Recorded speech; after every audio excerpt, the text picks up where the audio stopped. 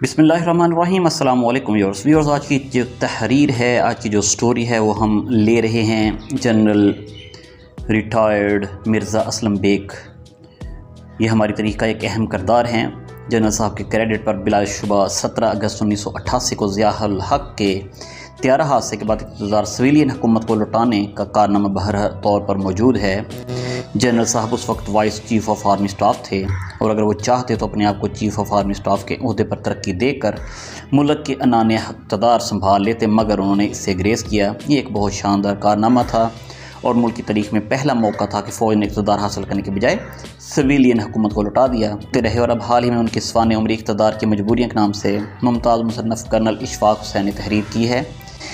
इसी किताब में जो उन्होंने हालात उस वक्त के बयान किए हैं हादसा के, वो हम आपको गोश गुजार करने की कोशिश करते हैं। उम्मीद करते हैं आपको हमारी आज की एपिसोड अच्छी लगेगी। अगर आपको हमारी एपिसोड अच्छी लगे तो हमारे चैनल को सब्सक्राइब और शेयर ज़रूर कीजिएगा।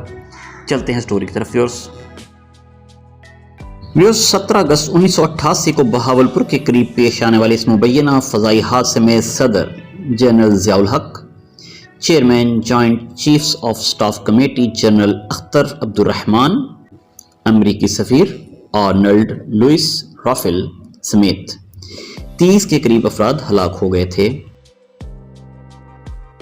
असलम बेग लिखते हैं कि सन 1988 में अल खालिद टैंक का प्रोटोटाइप चीन और पाकिस्तान की मुश्तरका कोशिशों से मुकम्मल हो रहा था, जिसके साथ ट्रायल के लिए अमेरिका का M1 अब्राहम टैंक पाकिस्तान लाने की तैयारियां थीं। सीनियर अफसरान और ख़ुद जनरल ज़िया को यकीन नहीं था कि हम कोई ऐसा टैंक बना सकेंगे जो ख़ुद आज के दौर हाज़िर के जंगी तकाज़ों के मुताबिक होगा, और हतमी टेस्ट के लिए अल खालिद और M1 टैंक मुल्तान पहुंचा दिए गए। जनरल अख्तर का शिकवा। अल खालिद और M1 टैंक की आजमाइश बहावलपुर के करीब वाक़े टामे वाली फायरिंग रेंज में रखी गई थी। असलम बेग लिखते हैं कि बहावलपुर जाने के लिए GHQ ने हम अहम शख्सियात और मुतल्लिक़ अफसरान की 2 फहरिस्तें तैयार की। एक जनरल ज़िया-उल हक़ का ग्रुप था, दूसरा chairman joint chiefs of staff committee general Akhtar Abdurrahman का। दूसरे ग्रुप ने 3 दिन बाद ट्रायल देखना था, जबकि पहला ट्रायल 17 अगस्त को था। इससे एक दिन पहले जनरल अख्तर अब्दुर्रहमान मुझे गोल्फ कोर्स में मिले और शिकायत की कि उन्हें पहले ग्रुप में क्यों नहीं रखा। मैंने कहा कि असूल के तहत सब सीनियर अफसरान एक तैयारे में सफ़र नहीं कर सकते, जिस पर वो खामोश हो गए। जनरल असलम बेग पहले से ही मौजूद थे। जनरल असलम बेग मजीद लिखते हैं कि 17 अगस्त को जनरल ज़िया-उल हक़ तकरीबन सुबह 11 बजे काफ़िले के साथ अपने खसूसी जहाज़ C-130 से बहावलपुर पहुँचे। ज़िया-उल हक़ के बहावलपुर पहुँचने से पहले असलम बेग उनके इस्तकबाल के लिए बहावलपुर पहुँच चुके थे। जब ज़िया-उल हक़ आए तो उनके साथ जनरल अख्तर अब्दुर्रहमान, अमेरिकन सफ़ीर, उनके मिलिट्री सेक्रेटरी और दीगर मुतल्लिक़ अफसरान थे। एयरपोर्ट के लाउंज में फ्रेश अप हुए और 2 हेलीकॉप्टरों में मेहमानाने खसूसी टामे वाली रेंज की तरफ रवाना हो गए।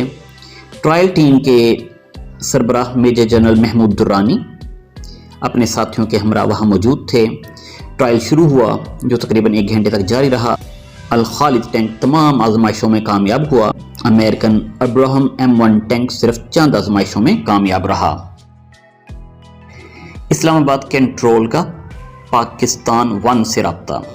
असलम बेग के मुताबिक आजमाइशी मश्क देखने के बाद वो तकरीबन 1:30 बजे बहावलपुर के लिए रवाना हुए और हेडक्वार्टर में तमाम शुराका के लिए खाने का इंतज़ाम था। ज़ोहर की नमाज़ पढ़ी, उसके बाद वहाँ मौजूद बहावलपुर के कुछ शख्सियात के साथ जनरल ज़िया ने मुलाकात की और फिर तकरीबन 4:30 बजे वो बहावलपुर एयरपोर्ट के लिए रवाना हो गए। मैं जनरल ज़िया-उल हक़ के साथ था और उन्हें जहाज़ तक छोड़ने आया। सब लोग जहाज़ में बैठ चुके थे। जहाज़ में दाखिल होते हुए उन्होंने कहा कि आप भी आ रहे हैं, आ जाएं, मगर आपका तो अपना जहाज़ है। जी हाँ, मैं अपने जहाज़ ही आऊँगा, अल्लाह हाफ़िज़। इन ज़िया-उल हक़ का जहाज़ टेक ऑफ हुआ। इसके बाद मैं रवाना हुआ। असलम बेग लिखते हैं कि अभी को 10 मिनट हुए थे कि उनके पायलट कर्नल मिनहाज ने परेशानी के आलम में बताया, सर इस्लामाबाद कंट्रोल का पाकिस्तान 1 से रब्ता नहीं हो रहा। मैं भी कोशिश कर रहा हूँ लेकिन कोई रिस्पॉन्स नहीं। सब दुआएं पढ़ने लग गए कि अल्लाह खैर करे। पायलट ने बताया कि सामने धुआं नज़र आ रहा है और दूसरे लम्हे हमारा जहाज़ उसके नज़दीक पहुँच चुका था। एक हेलीकॉप्टर भी उतर रहा था जो मुल्तान जा रहा था। हमारा जहाज़ ऊपर चक्कर लगा रहा था। हेलीकॉप्टर के पायलट से रब्ता किया, انہوں نے بتایا کہ C-130 کریش ہو چکا ہے، آگ لگی ہوئی ہے، کچھ نظر نہیں آ رہا، اقتدار اپنے ہاتھ میں لینا یا دینا۔ اسلم بیگ بتاتے ہیں کہ GH کو رابطہ کیا تو وہاں حالات پرسکون تھے، حکم دیا فارمیشنز کو ریڈ الرٹ کر دو اور اگلے حکم کا انتظار کرو۔ میرے ساتھ جہاز میں بیٹھے ہوئے آفیسرز میری طرف دیکھ رہے تھے اور میں گہری سوچ میں ڈوبا ہوا تھا۔ مجھے فیصلہ کرنا تھا کہ اقتدار اپنے ہاتھ میں لینا ہے یا اسے جن کی امانت ہے ان کو لوٹانا ہے۔ ذہن میں والد صاحب کی نصیحتیں چل رہی تھی کہ حقدار کو اس کا حق دیں، کیونکہ 1985 کے بعد 1988 میں بھی میں نے جنرل ضیاء الحق کو مشورہ دیا تھا کہ الیکشن کرا لیں اور اقتدار عوام کو سونپ دیں۔ اب جب حالات مجھے اس مقام پر لا کھڑا کیا تھا، مجھے خود فیصلہ کرنا تھا، تو دیے گئے مشوروں کے برعکس فیصلہ کرنا مشکل تھا۔ میں نے فیصلہ کیا کہ اقتدار عوام کی امانت ہے، انہی کو دیا جائے گا۔ GH کو پہنچنے سے پہلے میں نے chief of naval staff admiral Saad Ahmad Khan, chief of air staff air chief marshal Hakimullah کو پیغام دیا کہ وہ فوراً GH کے پہنچیں۔ Director general ISI lieutenant general Hamid Gul اور جج advocate general brigadier Aziz Ahmed Khan کو بھی بلا بھیجا۔ آدھے گھنٹے کے اندر چاروں پہنچ گئے۔ میں نے ساری صورتحال انہیں بتائی اور مشوروں کا طالب ہوا۔ سبھی نے وہی مشورہ دیا جو میرا تھا۔ 3 گھنٹوں کے اندر آئین کی بحالی۔ جنرل اسلم بیگ کا دعویٰ ہے کہ فوجی قیادت کا یہ متفقہ فیصلہ تھا کہ آئین کے مطابق چیئرمین سینٹ غلام اسحاق خان کو بلایا جائے اور اقتدار کی ذمہ داریاں ان کو سونپی جائیں۔ 10 بجے تک غلام اسحاق خان نے قومی نشریاتی ادارے پر قوم سے خطاب کیا۔ جنرل ضیاء کے انتقال کے 3 گھنٹوں کے اندر آئین بحال ہو چکا تھا۔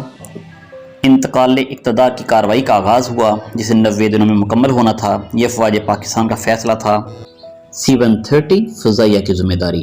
جنرل اسلم بیگ کا کہنا ہے کہ C-130 جو صدر مملکت کے لیے خصوصی جہاز ہوتا ہے، اس کی ذمہ داری پاکستان ایئر فورس کی ہوتی ہے، اس کے نزدیک کسی اور کو جانے کی اجازت ہی نہیں ہوتی۔ جو سامان بھی جہاز میں رکھا جاتا ہے اس کی تلاشی ہوتی ہے، جو مسافروں کی لسٹ بنتی ہے وہ صدر کے آفس کی ذمہ داری ہوتی ہے۔ 4 ہفتوں کے اندر پاکستان ایئر فورس کی انکوائری اور تینوں دوسری انکوائریوں کی تحقیقات مطابق یہ بات واضح ہو چکی تھی کہ کسی کیمیکل یا گیس کی کوئی بھی نشاندہی نہیں مل سکی۔ جب جہاز ڈگمگانے لگا تو اندر سے کسی نے پائلٹ کا نام لے کر پکارا تھا کہ کیا ہو رہا ہے، لیکن پائلٹ کی طرف سے کوئی جواب نہیں ملا۔ پائلٹ نے SOS بھی نہیں مانگا۔ انہی باتوں سے شبہ ہوتا ہے شاید اس حادثے کے پیچھے کوئی سازش تھی۔ وہ لکھتے ہیں کہ بینظیر بھٹو، ویورز یہ سننے والی بات ہے اور اسی میں سارے سبق ہیں، عبرتیں ہیں۔ جنرل اسلم بیگ لکھتے ہیں کہ بینظیر بھٹو جب وزیر اعظم بنی تو میں نے انہیں مشورہ دیا کہ وہ حادثے کی کرمنل انکوائری کرائیں تاکہ حقائق سامنے آ سکیں، لیکن انہوں نے بندیال کمیشن بنایا جس کی رپورٹ یہ تھی کہ ایک ڈکٹیٹر کا یہی انجام ہوتا ہے جس نے ان کے والد کو پھانسی دی تھی۔ ویورز، امید کرتے ہیں کہ آپ کو ہماری آج کی ویڈیو اچھی لگی ہوگی۔ اگر آپ کو ہماری ویڈیو اچھی لگی ہو تو ہمارے چینل کو سبسکرائب ضرور کر دیں۔ یہ نیچے ریڈ بٹن ریڈ رائٹنگ میں لکھا ہوگا سبسکرائب۔ اللہ آپ کا حامی ناصر ہو۔ اللہ حافظ۔